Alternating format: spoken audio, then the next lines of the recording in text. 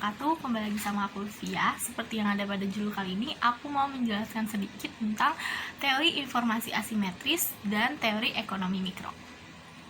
Langsung kita simak aja yuk. Nah, pertama-tama kita akan membahas tentang teori informasi asimetris. Nah, apa sih teori informasi asimetris?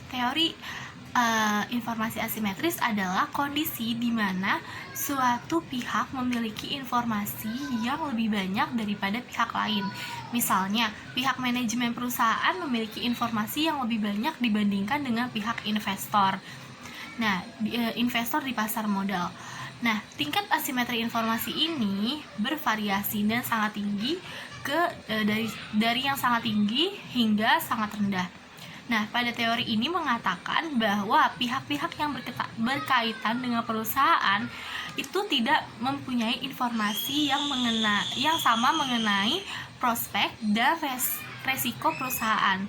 Nah, manajer biasanya memiliki informasi yang lebih baik daripada pihak luar, yaitu investor. Karena hal itu bisa dikatakan terjadi asimetris informasi antara manajer dan investor. Nah, investor yang merasa mempunyai informasi yang lebih sedikit akan berusaha menginterpretasikan perilaku manajer. Nah, selanjutnya menurut Scott, pada tahun 2000 terdapat dua macam asimetri informasi. Yang pertama itu adverse selection dan yang kedua moral hazard. Nah, kita akan membahas satu-satu. Kita akan membahas dari adverse selection, yaitu bahwa para manajer serta orang-orang dalam lainnya biasanya mengetahui lebih banyak tentang keadaan dan prospek perusahaan dibandingkan dengan investor, yaitu pihak luar, yaitu investor. Dan fakta yang mungkin dapat mempengaruhi keputusan yang akan diambil oleh pemegang saham tersebut tidak disampaikan informasinya kepada pemegang saham. Nah, selanjutnya kita akan membahas tentang moral hazard. Nah, moral hazard yaitu bahwa kegiatan yang dilakukan oleh seorang manajer tidak seluruhnya diketahui oleh pemegang saham maupun pemberi pinjaman, sehingga manajer dapat melakukan tindakan di luar pengetahuan pemegang saham yang melanggar kontrak dan sebenarnya secara etika atau norma mungkin tidak layak dilakukan. Nah, adanya asimetris informasi ini memungkinkan adanya konflik yang terjadi antara prinsipal dan agen untuk saling mencoba memanfaatkan pihak lain untuk kepentingan sendiri. Nah, menurut Savitri pada tahun 2012 menyatakan bahwa proksi pengukuran dari asimetri informasi yang terjadi atas yang pertama itu ukuran perusahaan, yang kedua umur perusahaan, proporsi saham yang ditawarkan kepada masyarakat, reputasi underwriter dan auditor terhadap underpricing. Mengindikasi bahwa reputasi underwriting dan reputasi auditor berpengaruh terhadap underpricing. Sedangkan ukuran perusahaan, umur perusahaan, dan proporsi saham yang ditawarkan tidak berpengaruh terhadap underpricing.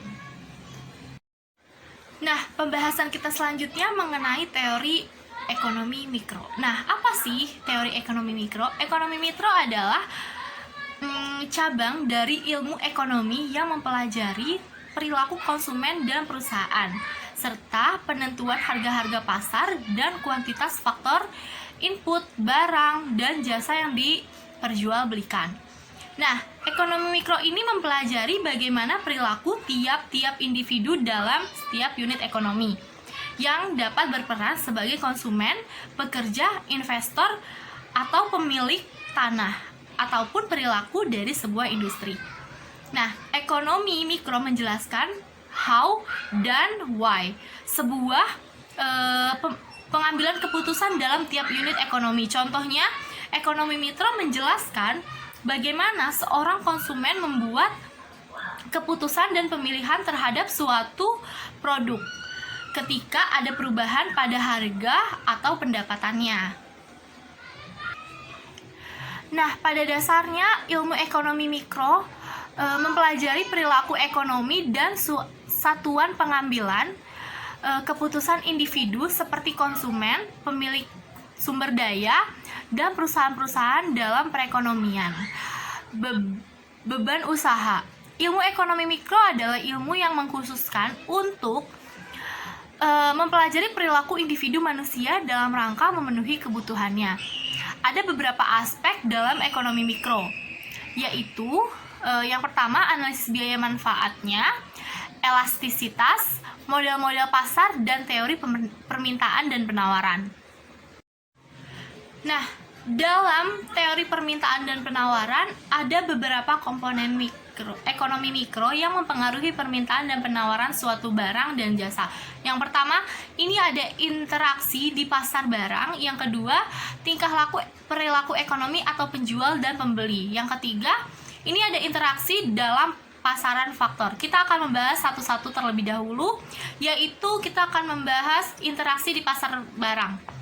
Nah, komponen pertama dari ekonomi mikro berinteraksi di pasar barang adalah kegiatan atau aktivitas yang terjadi dalam pasar barang. Nah, pada dasarnya, dari sudut pandang ekonomi mikro, perekonomian sebenarnya tersusun dari gabungan dari berbagai jenis pasar, termasuk pasar barang. Dengan begitu, corak perekonomian bisa diketahui dengan memperhatikan corak operasi yang dilakukan oleh pasar barang. Nah, interaksi yang terlihat dari pasar barang adalah kegiatan tawar-menawar antar penjual atau bisa disebut dengan produsen dan pembeli atau bisa disebut dengan konsumen. Nah, aktivitas ini secara tidak sadar bisa membentuk suatu harga yang telah disepakati oleh kedua belah pihak. Nah, kesepakatan harga yang terjadi ini yang bisa menghasilkan sebuah harga keseimbangan dalam pasar. Nah, yang kedua, kita akan membahas tentang tingkah laku perilaku ekonomi atau penjual dan pembeli. Tingkah laku penjual dan pembeli dalam pasar merupakan salah satu komponen yang menjadi fokus kajian dari ekonomi mikro ini. Nah, segala bentuk aktivitas yang dilakukan oleh produsen dan konsumen didasari dengan sebuah tujuan yang ingin dicapai pada ekonomi mikro. Perilaku konsumen adalah bagaimana konsumen bisa memenuhi kebutuhan hidupnya dengan pendapatan yang terbatas. Sedangkan pada produsen, tingkah laku yang menjadi fokus kajian adalah bagaimana mereka bisa memperoleh keuntungan sebesar-besarnya. Nah, ada beberapa asumsi yang bisa digunakan untuk menganalisis perilaku dari produsen dan konsumen yang ada. Ini yang pertama, itu produsen dan konsumen melakukan aktivitas perekonomian secara rasional dan terbuka. Yang kedua, ini aktivitas produsen dan konsumen dalam pasar dilandasi dengan tujuan-tujuan yang ingin dicapai. Yang ketiga, konsumen berusaha untuk mendapatkan kepuasan maksimal. Begitu juga dengan produsen yang menginginkan keuntungan maksimal. Nah, terakhir kita akan membahas tentang interaksi dalam pasaran faktor. Nah, pasaran faktor fokus pada kajian interaksi yang terjadi antara penjual dan pembeli di dalamnya. Pasar-pasar faktor menjadi fokus kajian dalam ekonomi mikro karena pasar menyediakan faktor-faktor produksi yang dibutuhkan oleh produsen rumah tangga yang bisa digunakan untuk menjalankan kegiatan produksi. Nah, faktor produksi tersebut meliputi sumber daya alam, sumber daya manusia, sumber daya modal, dan kewirausahaan. Nah, faktor-faktor tersebut ini disediakan oleh rumah tangga konsumen. Rumah tangga konsumen akan mendapat balas jasa dari peranannya menyediakan faktor tersebut, yaitu konsumen akan mendapatkan apa yang mereka mau. Nah, dalam ekonomi mikro ini mempelajari bagaimana suatu perilaku atau aktivitas dari berbagai pihak yang termasuk ke dalam ekonomi mikro bisa mempengaruhi permintaan dan penawaran atas suatu produk baik barang maupun jasa, yang akan menentukan harga dan bagaimana harga tersebut akan menentukan jumlah permintaan dan penawaran selanjutnya. Adapun beberapa konsumen yang dapat mempengaruhi permintaan dan penawaran pada suatu produk, yaitu interaktivitas dan tingkah laku pelaku ekonomi, sehingga berdampak kepada kepuasan konsumen dalam pembelian barang. Mungkin segitu aja sedikit penjelasan tentang teori informasi asimetris dan teori ekonomi mikro. Kurang lebihnya mohon maaf. Wassalamualaikum warahmatullahi wabarakatuh.